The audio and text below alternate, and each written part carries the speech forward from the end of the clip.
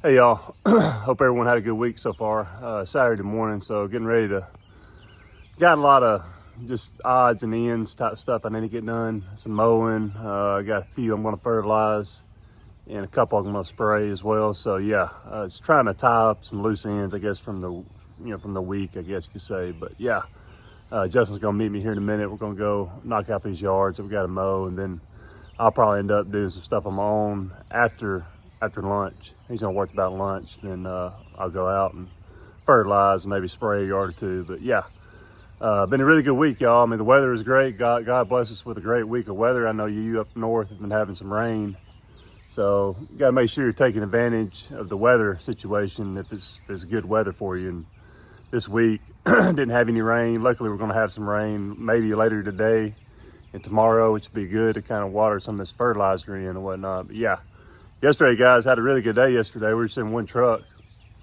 I had my aerator on. I'm not gonna be aerating today, but I had it on for yesterday, and literally 1 yard spent maybe 30, 40 minutes. So we pull up, we mow it, and let's see, as the guys are mowing, I'm aerating, and I aerated the front, and then Justin got done mowing and aerated the back. And then once we aerated everything, I fertilized. So yeah, we knocked all that out, and told the lady $240 for everything. She ended up paying me $250, so I made $250 just, working a good 30, 40 minutes at most. So yeah, man, I mean, all these different services you can provide, and especially for me, it can be lucrative at times. So yeah, that's good money there. But yeah, I had a really good day yesterday. Like I said, blessed for having a good week of weather in order to get a lot done, because super busy this week, and hopefully next week looks like it's going to be good weather as well. So make sure you're taking advantage of the opportunities God gives us when it comes to weather. As I know, like I said, some of you up north are getting a lot of rain, so that can be frustrating. Luckily, it doesn't really rain all day here. Normally, it's just a quick shower and maybe get a thunderstorm that comes in, and luckily it tends to dry out pretty quick, especially if the sun comes out right after. But yeah, I'm not a big fan of the all-day rain days, because that pretty much puts you out of commission during that day. One thing I wanted to bring up, guys, and this something I guess I'll probably title the video, is making sure you're staying focused. Like for me, I primarily do maintenance as far as mowing and the treatment stuff, fertilizing, that kind of thing. So I will be more likely to do like landscape jobs in the fall and winter when grass is slowed down, that kind of thing. But this time of year, I'm very hesitant about taking on any kind of landscape jobs that may require a half day or more work, because I'm actually kind of in the situation, luckily starting to wind down. I'm not having to worry about it now, I don't believe, but got involved in a landscape job that ended up being more than I thought, that I didn't want to do originally to begin with, but ended up doing it anyway to help somebody out. But yeah, that's not something that I do a lot of as far as landscaping, and it's not my focus. It's not my bread and butter. It's not really what I know.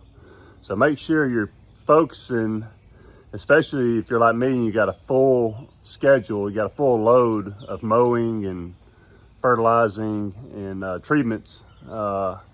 If you're pretty much full there, then you don't want to get involved with stuff that you really don't know much about. And for me, I can do landscape stuff, but I'm not an expert when it comes to it, and I really don't know how to price it necessarily. So yeah, be careful about getting involved with things that you're not as familiar with, especially this time of year. If your primary focus is similar to mine, I'd be very hesitant about taking on any landscape jobs, unless you got some wiggle room in your schedule, so to speak. So yeah, I don't really have any wiggle room at all right now. If it was the winter, I'd be more likely to take on a landscape project. But right now, I'm trying to stay focused on what I know, which is maintenance.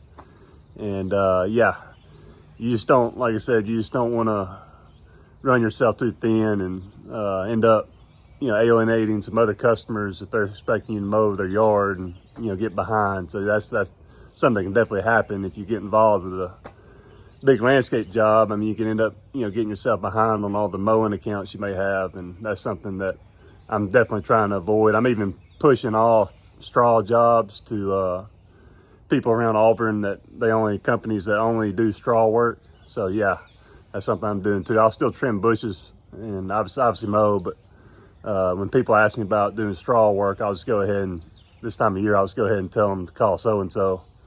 And that's all they do, you know? So yeah, stuff that I look out for, guys. But yeah, y'all, like I said, stay focused on what you know and what you're familiar with, and you know, the services you can, you know, price and know how to price, and I think you'll be better off. But anyway, y'all, I'm gonna get some footage today. Like I said, I'm gonna be doing some mowing, fertilizing, and I got to spray a few yards too. So I'll get some good footage and hopefully come up with a good video and have some, you know, tips and pointers in there too.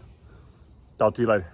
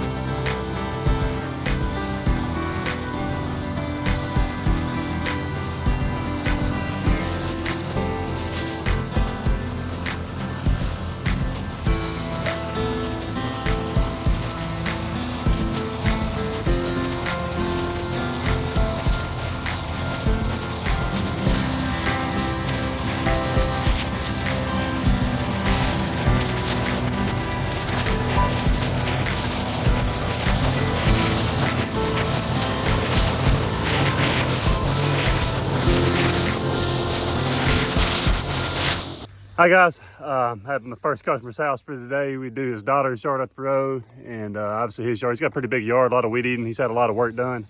He actually had this wooded area, forestry mulched back in the fall, I believe. But anyway, he's got a lot of stuff growing up, tough, viney, you know, trees, little saplings and stuff growing up. So he asked me to spray Roundup on it.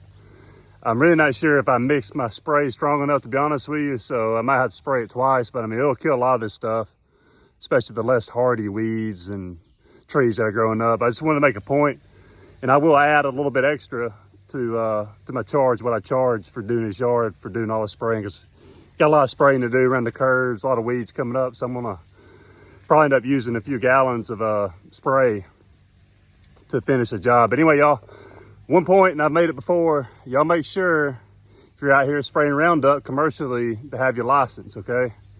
Because you can and will get pulled over.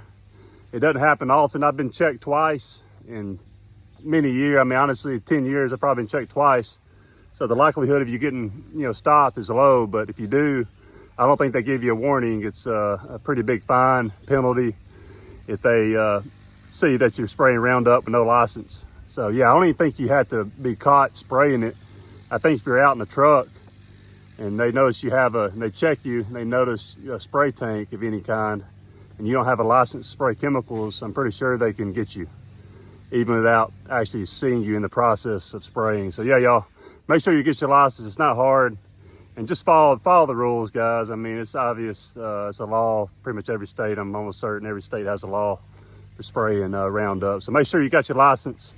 And again, you can charge extra. I'm gonna charge probably $30 extra on top of what I charge for mowing and weeding and stuff. So yeah, keep that in mind too. You can make a little extra money doing it. Hopefully what I spray will work on this stuff. I may have to spray it again next time we come to kill it off. Yeah, y'all, just thought I'd throw that out there.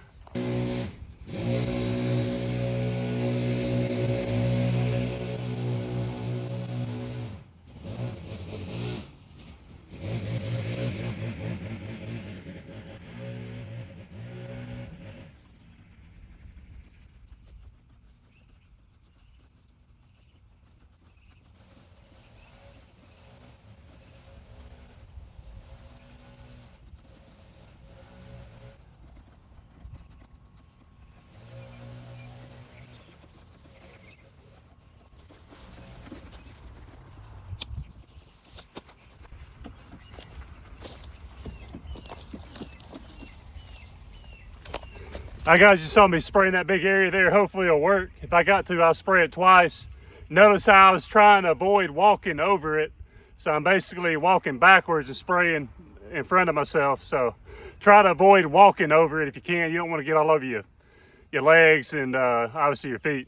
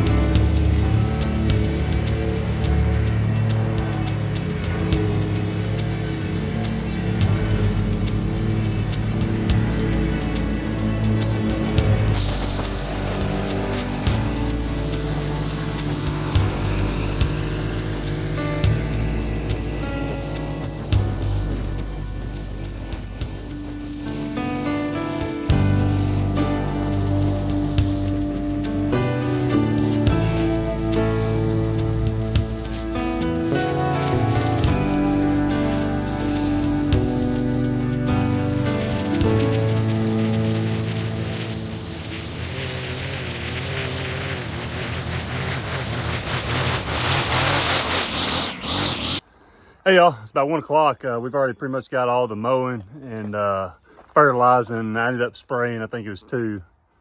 Let's see, two jobs. I sprayed 2 yards, fertilized like 6 or 7, and mowed 4 yards, I believe is what it was. But anyway, good day. It's about 1 o'clock now.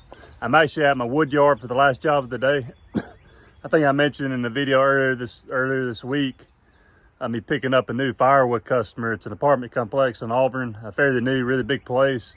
And the guy that was supplying them their firewood went out of business. So they contacted me and we got to talking and agreed on a price. They're going to do $225. They're going to give me a $225 gift card to fill up 2 4x6 racks, which honestly, I'm really not sure how many pieces that's going to be. So what I'm going to do, I'm at my water oak stack.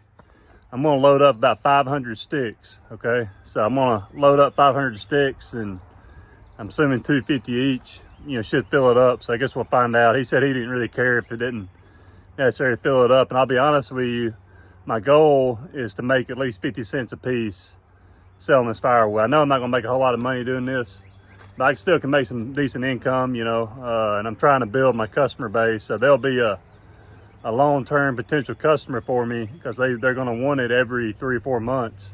So yeah, that'd be nice. I may have to up my price a little bit, just see if I fill it up or not, but hopefully I will. Hopefully it won't take 500 pieces, but I'm going to bring that many just in case, and I guess we'll see how it goes. But yeah, y'all, I'm excited about it because I've got all this wood here. As you can see, this is my stack of water oak, and it's actually a little bit, it's probably about a foot taller than I am. You can see how wide it is. So, I don't know. I got a ton of cords in here. I'm not really sure how many cords this pile is, but it's a lot. So yeah, this is just going to be my regular firewood that I'm going to offer. And I got the other premium woods, the pecan, the white oak, and the red oak separated as well for people that want to cook with it. But anyway, y'all, I'm going to set you up and get some footage of me chucking this wood.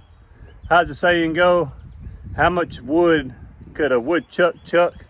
If a woodchuck could chuck wood. I think I got it right. But anyway, y'all, just think about that. Yeah.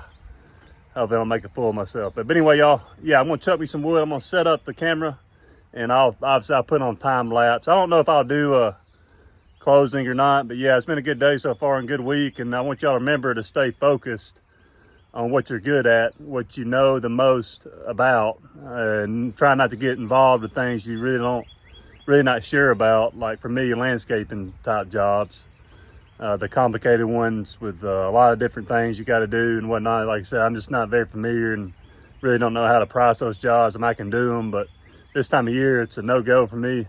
I'm definitely going to say no. I'll just give some numbers out. People I know that's all I do is landscaping. Some of these customers asking about it. So yeah, y'all stay focused on what you know, do what you're good at, and yeah, hopefully this video helps, guys. Like I said, I'll get some footage of me chucking this wood, and I'll definitely make sure to put on time lapse. Hope everyone has a great weekend and make it to church tomorrow. Talk to you later.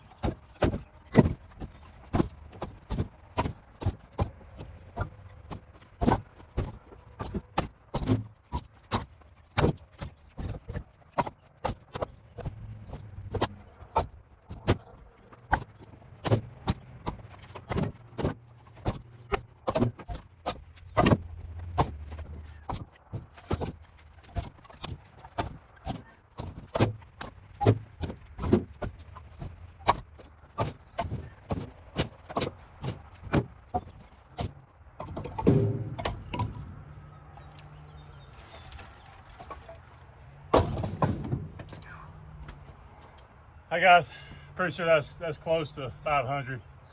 I'm actually gonna put a few round ones in there, just mix in there with it. I'm hoping this will be enough to fill it up, but yeah, it should come close to filling both those racks up. I guess we'll find out. But anyway, y'all, like I said, I hope everyone's having a great day. I'll talk to you next week. Hey guys, so I just got back home from delivery, and as you can see, it worked out better than I thought. I ended up adding about 50 pieces after I turned the video off and me chucking the wood. But yeah, I made the delivery, and they had about 75 pieces on one of the racks, so it wasn't completely empty. But I would say it took around 400 pieces. So yeah, y'all, they're gonna call me whenever it needs filled up, and as you can see, got a $200 gift card, and the other one's 25. So $225 every time I bring the firewood to fill up the racks, y'all. So yeah, truly a really good blessing. Like I said, it'll end up being, well, a little over 50 cents a piece. So yeah, that's good. That's my target. I don't want to sell it for less than that. So anyway, yeah, it turned out good, y'all, and excited I was able to make another firewood sale, and it'll be reoccurring too. So yeah, y'all, that's great. But anyway, hope y'all have a great rest of the weekend, guys. I'll talk to you next week.